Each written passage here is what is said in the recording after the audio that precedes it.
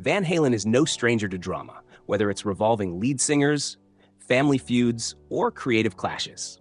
But one of the most turbulent periods in the band's history came during the recording of Van Halen III in 1998. In a rare moment of honesty, bassist Michael Anthony opened up about this chaotic era, which was marked by personal struggles, creative tensions, and significant changes to the band's lineup. By 1996, Van Halen was at a crossroads. Following Sammy Hagar's departure and a short-lived reunion with David Lee Roth, the band introduced Gary Cherone from the band Extreme as their new lead singer. Cherone's stint with the band was brief, lasting only for one album, and Van Halen III remains a controversial chapter in their history.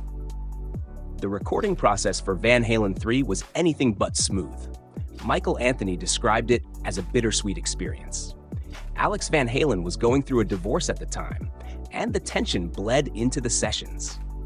In some cases, Eddie Van Halen played drums or bass on certain tracks, a rare occurrence that highlighted the fractured state of the group.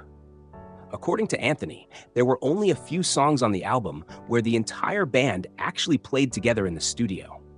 He lamented that the album could have been much better if they had been more united during its creation. Producer Mike Post, who worked on the album, admitted years later that it was never intended to be a collaborative Van Halen record in the traditional sense. Instead, it was an album shaped entirely by Eddie Van Halen's vision, with minimal input from others. Despite the challenges, Van Halen III had its moments. Tracks like Without You, Fire in the Hole, and Year to the Day stood out for their complexity and emotional depth. Fans were divided, with some dismissing the album outright and others growing to appreciate its nuances over time.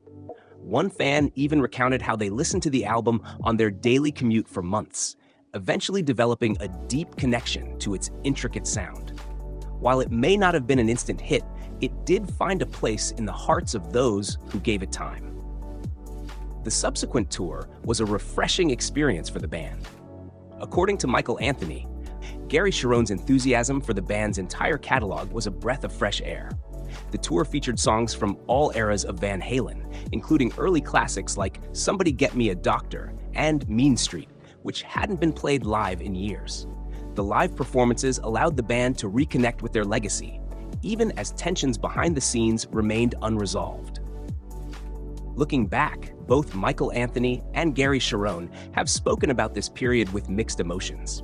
Cherone revealed that while he no longer keeps in touch with Eddie or Alex Van Halen, he has maintained a relationship with Anthony and even hung out with Sammy Hagar during his time with Chickenfoot. Producer Mike Post also reflected on the album, admitting it had its flaws, but defending Eddie's musical genius and passion for pushing boundaries. Ultimately, Van Halen III marked a unique but tumultuous chapter in Van Halen's legacy.